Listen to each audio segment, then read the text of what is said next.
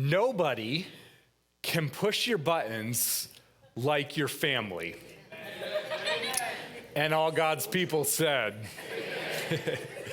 Years ago, there was a psychiatrist named Murray Bowen who was treating schizophrenic patients in a hospital.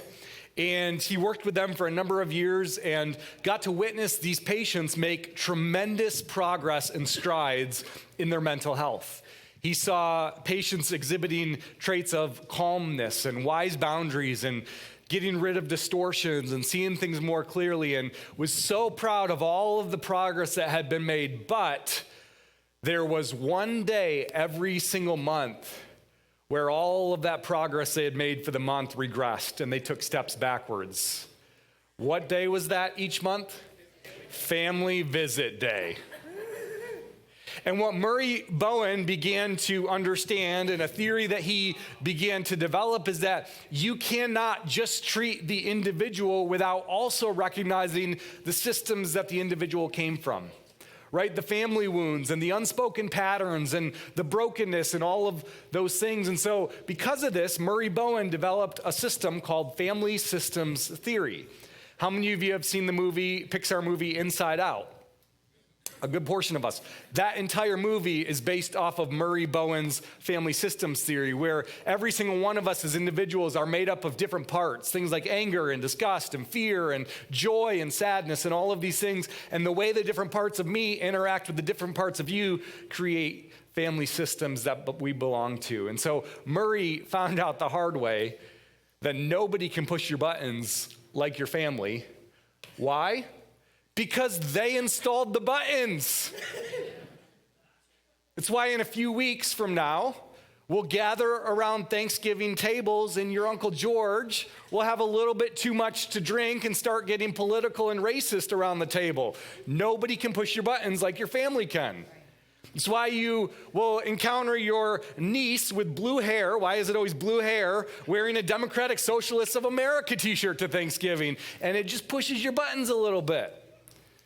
It's why you see your mom calling on your caller ID and you get that pit in your stomach. I love you, but how much screen time are you going to let my grandbabies have? You're ruining them, right? And every time it's just veiled criticism that you talk to your mom. Nobody can push your buttons like your family can because they installed the buttons. Or maybe for you, there's wounds that you still carry from your father who has been in the grave for over 10 years. Wounds of abuse and maybe misogyny that's run in your family. And it's calling out from the grave still. He's still pushing your buttons from the grave. The truth is nobody can push our buttons like family can because our families installed the buttons. Now, I know in a room this size that if we were to do a survey on the different family systems that we came from, we'd get a pretty wide variety of experiences, wouldn't we? Like some of us, we came from families where everything we experienced, we want to pass on to those around us because it was so beautiful and it was so good. And those families are worth honoring. Hear me as loud and clear as I can. Honoring men and women of courage and conviction who worked hard to provide for their families, passed on a faith legacy to their kids. Those people are worth honoring. We are called to honor those family systems. But then on the other hand, I know a lot of us maybe came from family systems where we actually need more honesty about the brokenness that we carry from them.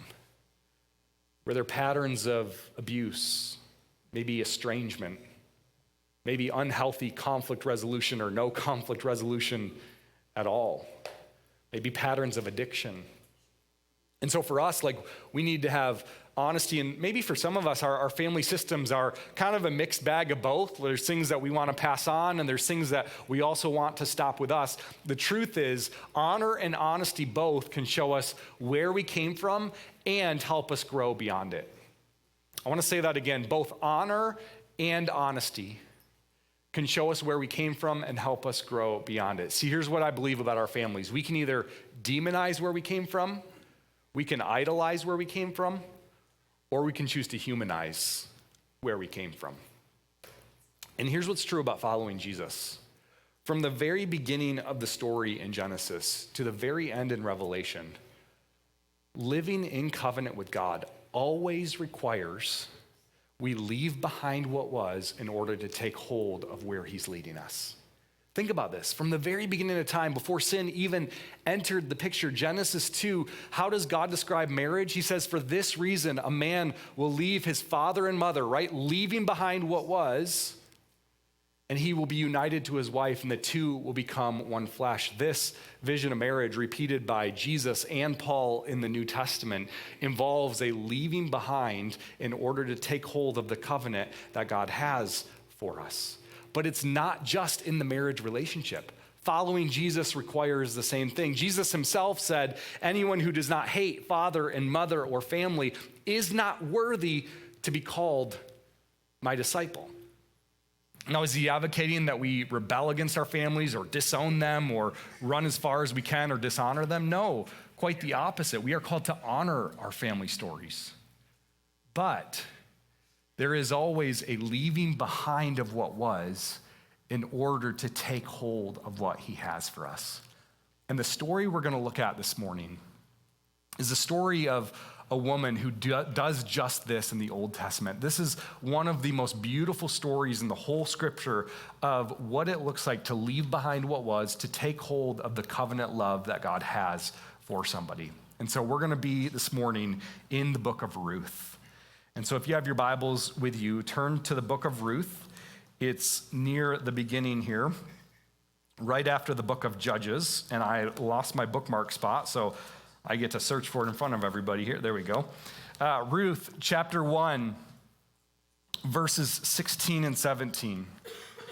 Take a look at what Ruth says. But Ruth said, do not urge me to leave you or to return from following you. For where you go, I will go. And where you lodge, I will lodge. Your people shall be my people, and your God, my God. Where you die, I will die, and there will I be buried. May the Lord do so to me and more also, if anything but death parts me from you. Now, if you don't know the story of what's happening here, those words may kind of be like, okay, cool story, bro, but like, what does that actually mean? I want to give you a picture of the significance of what Ruth is doing in this moment. So put yourself in Ruth's shoes. Ruth is a Moabite woman who lives in Moab. She is Moabite through and through. Her family, her culture, her history, her genealogy, all of it Moabite. And that's important because during this time in the world, the Israelite people, who were longstanding enemies of the Moabite people, were in a period of tumult. They were in the period of the Judges where it says everyone was doing what was right in their own eyes, and there's famine, and there's conflict, and there's all of this stuff happening in Israel. So several Israelites, including one family, end up moving over to Moab. And that's where Ruth meets this Jewish family, this Israelite family. And there is profound risk as she says, I do, to one of the sons. She gets married to one of the Jewish sons of this family.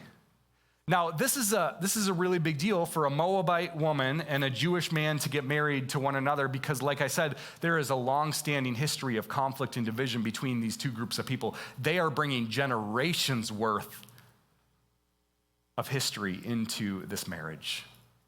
In fact, take a look, for example, Deuteronomy 23, 12 generations before Ruth, this is what the Lord said to the Israelite people. No Ammonite or Moabite, so that's Ruth's people, Moabites, may enter the assembly of the Lord even to the 10th generation. None of them may enter the assembly of the Lord forever. So in other words, generationally, this woman, Ruth, is barred from entering the presence or the assembly of the Lord. There is a division between her and God because of this family history that exists between these two groups of people. Can you imagine what her parents would have said hearing she was marrying a Jewish boy? Like, what would her culture have said? What would her people have said if they heard or saw this?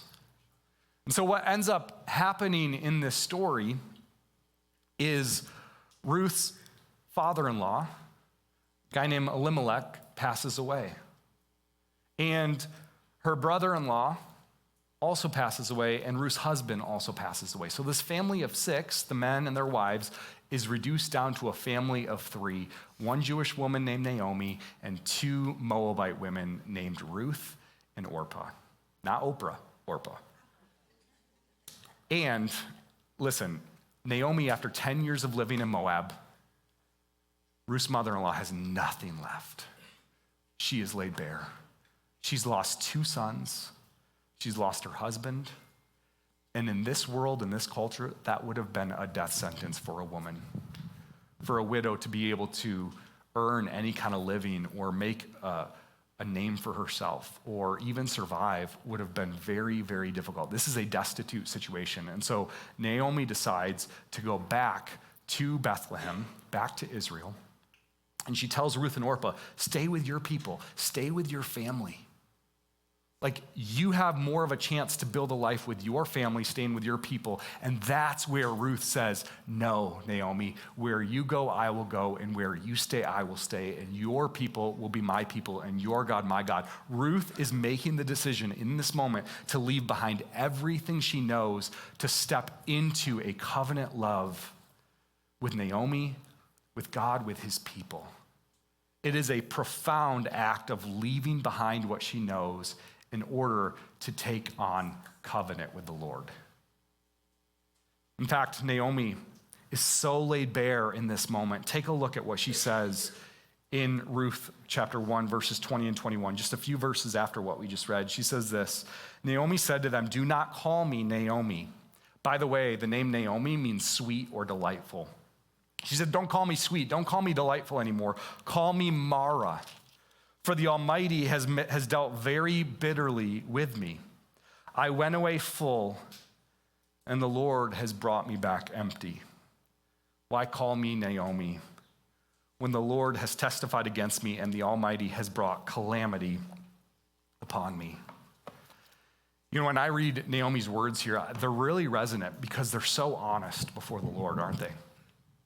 They're honest about the family story that she is carrying in her own life. Like, I have lost everything in my family. I've lost husband and 2 sons.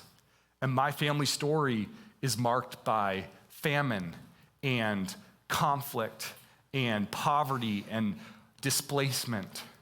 And the people that live around me in Israel are not living in faithfulness to God. Naomi is in a place of emptiness, so much so, she goes to the Lord and she says, you brought me in full and you have led me back empty. I was full and now I'm empty. And God, it is your fault.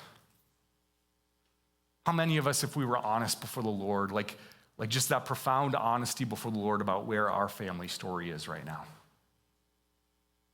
God, I was full, but now I'm empty. God, how many more months of negative pregnancy tests am I going to navigate? God, when are you going to step in and heal my marriage? God, why is anger and resentment still such a part of my reactions to the people around me? God, I was full and now I'm empty. Naomi is honest before the Lord, and I just wonder for some of us this morning, like, how far would that honesty before the Lord go? God is not afraid of that level of honesty. He's not afraid of us naming that. And so Ruth does that. She brings it and she says, do not call me sweet, call me bitter, because I am empty. You know, I think about the family stories that shape us, the family story that shaped Naomi, the family story that shaped Ruth. Again, generate about a dozen generations of divide between these 2 groups of people. And I think about the way our families shape us. A couple weeks ago, I was in the doctor's office for a physical. And I'm gonna be real honest, I never go to physicals. Like, I schedule them like I'm supposed to, and then I just don't. Like, it's been 3 years since I've been to a physical. My doctor scolded me big time for waiting so long. The reason, guys, is I hate needles. I have all kinds of tattoos, and I hate, it's ironic, right? I hate needles. I don't want to get blood drawn. I don't want shots. I just, ugh. And anyway, so I go and, you sit in the waiting room and I'm at this doctor physical and I'm filling out the family medical history piece. And then I go in and, they take my weight and my temperature and pull down the pants and cough and whatever. Like, we all know it, okay? Like, it's a part of the process. They take my blood and everything's like normal. We're talking about lifestyle and family history and all of that stuff. And then I'm about ready to leave and the doctor comes in and he says, "Hey, Brad, I have your blood test results back." And he said, "Everything looks pretty good except for one thing. Your A1C levels are pretty high. In fact, they're only 0.1 below diabetic level." And so then he starts asking me all of these questions about my lifestyle and what's your carb intake and what is your physical fitness level and what is your, stress level and how much sugar do you eat? And I was like, well, after Halloween, I don't want to talk about that. But like all of these lifestyle questions. And as we were asking these questions and answering these questions, like it became apparent, like my lifestyle probably wasn't the cause of this. Like I'm not perfect. I love a good Taco Bell binge every once in a while, but I'm relatively pretty active and pretty healthy. So then he began asking questions. Well, do you have history of diabetes in your family? I'm like, no, like not at all. And so it went on our way and he's like, we'll test you again in 6 months to kind of see where you land. And so I was telling my brother about this and I was like, hey, like this is what happened, blah, blah, blah. And he goes, you really should call Dad. I was like, okay. He's like, Dad might be able to enlighten you on some things here. So I get on the phone and I call my dad and my dad's like, yeah, I've lost 50 pounds in the last 6 months, and which I knew. I do talk to my dad, but I lost 50 pounds in the last 6 months and I've been avoiding carbs because I had the exact same diabetic test results that you did. In fact, your aunt also has the same thing and there is a family history here of that stuff. So we concluded that I get all of the crappy like body stuff. Like I got gout from my dad. I got the pre-diabetic stuff from my dad. Like, thanks, Dad. I really appreciate it. And the point is, the reason I share that story is because if the doctors ask us to share about our physical family history, why would we not also want to get honest about our spiritual family history? The things that we pass down to one another, the things that were handed to us, the things that we carry to this day. I mean, Ruth and Naomi, they have a long history between their families. 12 generations of divide. A curse against Ruth's people that says no descendant of Moab can come into the presence of the Lord, not even a 10th generation descendant of Moab can come in. There's a family history there. And as we process through this, one of the things that I've observed is that there is a marked difference between the maturity level of a disciple of Jesus who has done this work and those who have not done this work. There is a marked difference between the two. So I want to ask you 3 questions this morning to kind of get you processing through some of this. And maybe you've already done this work, and maybe you have an opportunity to teach others about doing this work. But I want to ask you just 3 questions. These are kind of self-reflective questions. But the first question is this: what formed me? Like when you look at your own story, what has formed you? How was faith talked about in the home that you grew up in, or not talked about? What was celebrated in the home that you grew up in? How was sex talked about or not talked about in the home that you grew up in? How was love and conflict handled? What formed you? What things come to the surface when you think about what has formed you? For Naomi, it's the emptiness she's feeling of loss and grief that has formed her. The second question to process through is what follows me? What patterns? Maybe for you, there's an addiction, or there's a propensity to be short-tempered. There's anger that follows you. Maybe there's a traumatic event in your family history that follows you, like a death or a diagnosis. What follows you? And then the third one here is, what are you passing on? What am I passing on? And by the way, this isn't just for what are you passing on from parents to kids. If you're single, if you don't have kids, what are you passing on to your coworkers? What are you passing on to the friends you have in your life? What are you passing on to your neighbors? What formed me? What follows me? And what am I passing on? Those 3 questions are incredibly powerful questions to both honor our families. Like, it's not all bad stuff either. What formed me? Like, maybe you grew up in a house of faith and that formation is deeply meaningful for you and you still carry that today. And there's so much about your parents' legacy that you want to carry on, right? There's good stuff and there's bad stuff. There's meat and there's bones, and we need to be honest about both. We need to honor where honor is due, and we need to be honest and confess where that's needed as well. And so both honor and honesty, they help us know where we came from, and they help us grow beyond where we came from. When we go back to Ruth's story, she enters into this place in Bethlehem where she is not known, where it is a risk for her to step into this new area of life. And one of the most beautiful things unfolds. She begins to experience the covenant love and the steadfast kindness of the Lord through people. In fact, as she goes as this immigrant widow in Bethlehem, she encounters the kindness of people who own land, who leave portions of their crops for immigrants and widows and orphans to come and help themselves too. And I just want to pause here and say God's heart is postured towards the destitute, towards the immigrant, towards the widow, towards the orphan.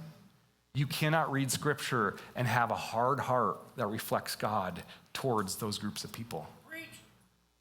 And so this woman, Ruth, she comes and she's able to glean off of Boaz's fields, this distant family member.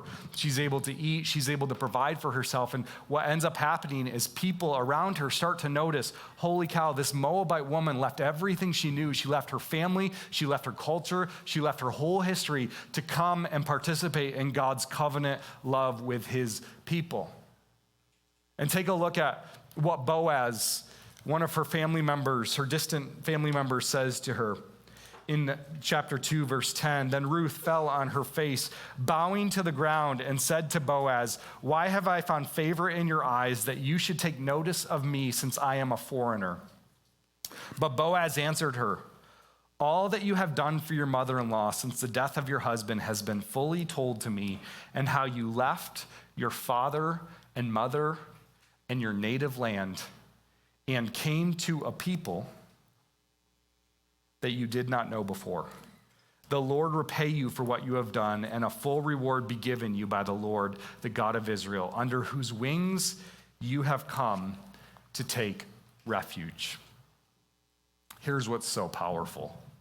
Ruth, in this choice to leave behind what she knew, to enter into a place where there was generations, a dozen generations of division and curse between two groups of people, Ruth ends up rewriting a generational story.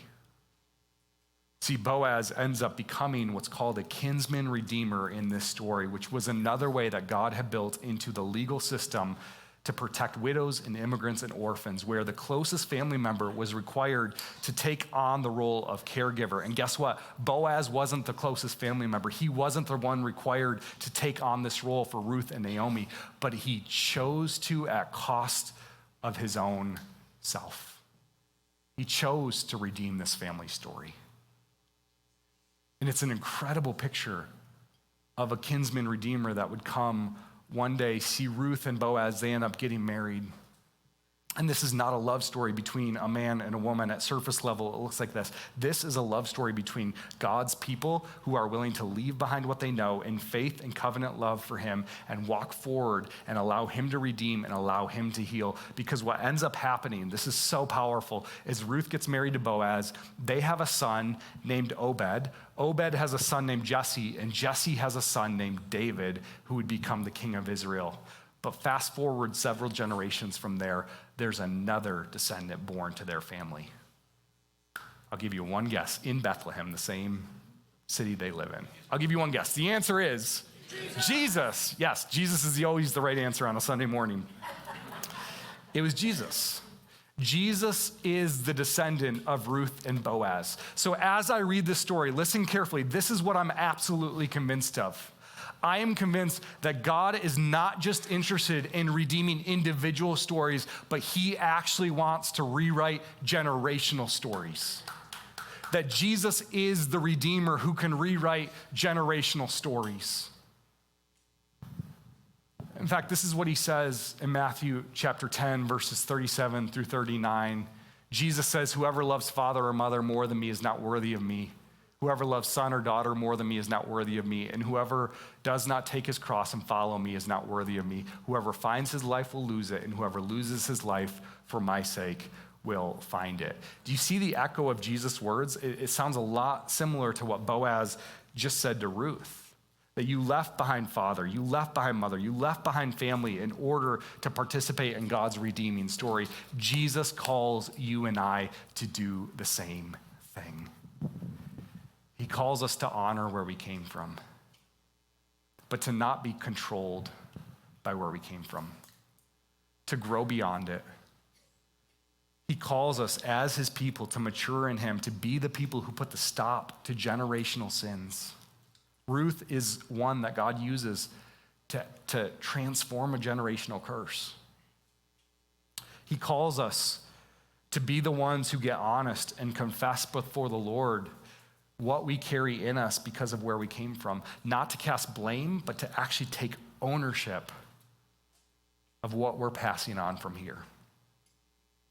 I was talking with my son Theo the other day. Theo is 6 years old. I love that boy so much. And I was asking him the other day when I was putting him in bed, I go, what is your favorite Bible story? And I didn't give him any like prompts or anything like that. And he goes, probably Ruth. And I was like, that was not the answer I was expecting, because if you would have asked me that question at 6 years old, I would have said like Daniel in the lion's den or David and Goliath or something like that. Like I like the ones where his head gets chopped up. Like those are cool stories. Ruth, that was his answer. I love how tenderhearted he is. And he'll come home sometimes from school and he'll just be like, hey mom, can we read the Book of Ruth? It's like, dang kid, that's pretty, yeah. Anyways, so I was like, I thought about that, thought it was weird, but then didn't really think much of it from there. And then I was sitting with a friend of mine who also has some kids about my kid's age, and I was telling him this kind of weird story about my son and his love for the Book of Ruth, and my friend was like, that's really funny because my two sons love the Book of Ruth as well. Like they're drawn to the Book of Ruth for some reason. And as we began to think about it and we were sitting there more, we began to realize all three of our kids have something in common with one another. All three of them are adopted. And there's something about this story for an adopted kid, even at 6 years old, where he understands what it looks like to be called away and towards, to actually leave behind some origin stories for the sake of God's redemption. And we're in this age right now with our son where we're having some of these hard conversations about where his biological mom is and where his biological dad is and what it looks like to actually leave it behind. But what I notice in that story for me personally, and I think this is an opportunity for us to see ourselves in this as well, is that we are all called to this work if we are followers of Jesus. We are all called to leave behind the sin patterns, the addictions, the stuff and the wounds that we were handed, and called to walk forward into what God has for us. He wants to redeem generational stories. Are you willing to let him? There's a tool that we want to provide you to do just that. And this has been an incredibly meaningful tool for my own wife and our family. We actually led a small group of couples through this summer, and this was probably one of the most meaningful parts of the small group for our group that walked through it. And it's called a family genogram. And this is kind of an example one up here, but a family genogram is kind of like a family tree. And what you do with one of these is you go a layer deeper than a family tree. So family trees put, marriages and deaths and divorce and whose kids go with who and cousins and all of that stuff. But this one goes a step deeper and it says, what were the actual relational dynamics like in my family tree? Are there patterns of divorce? Are there patterns of addiction? Is there a history of abuse there? Also, what good things come out of it? You know, when my wife and I have done this, I mean, we've seen some of those patterns. We've seen in both of our families patterns. There's been patterns of divorce, patterns of a need to manage our image and care about what other people think. There's been patterns of loss and death and grief.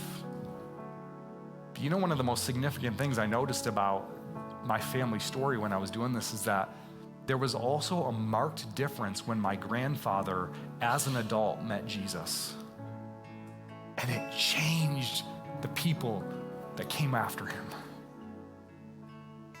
And I'm just convinced that God does this, that he's still in the business of doing this, and it's not too late for you. And so I want to encourage you this week. There's a link up there. There's a QR code, zerocollective.org/brick-by-brick. We have a worksheet that you can actually print off. I encourage you to take an hour to go through this week and just process some of both the blessings and the burdens that you carry in your family story. And then don't stop there, because if that's all you do, it can land you in a place of bitterness. Take it and go process it with someone. Process it with a trusted friend. Process it with a spouse. Process it with a counselor. Process it in your small group. You'll notice patterns. You'll notice God working and moving in different ways, and then invite the Lord into it. Invite him to move. Invite him to speak. That's number one. And then the second thing I want to encourage you to do for parents in the room is this coming Tuesday, 2 days from today, we have a parent meeting that's being hosted by our youth ministry and our kids ministry. And if you are a parent in the room, I want to ask you as your pastor to make this a priority in your schedule. To rearrange other things in your schedule, to make this a priority so that you can say as a parent, I am taking ownership of spiritual formation in my home because I want to see generational stories rewritten. So as we close our service here this morning, I'm gonna offer a word of prayer for us, but we wanted to create some really intentional space and time in our service here this morning for you to process through this in prayer. Because nobody pushes our buttons like family, and we've been talking about family all morning this morning. So I imagine some buttons are pushed this morning, and that's okay. It's okay. We want to create some space and some time for you to worship the Lord, to pray through this. And so we're going to have our prayer team up here during this final song available to pray with you and pray for you. If God is kind of unearthing something for you, I want to encourage you during the song to come be prayed with and prayed for. If you need to come and you just need to worship the Lord before the altar here and just lay it bare before him and just bring what's in you, bring the grief, bring the sadness, bring the joy, the altar is open for you as well to come and do that. I'm going to close this in prayer. I'd love for you to stand just where you are. If everyone can stand up, we'll close in prayer.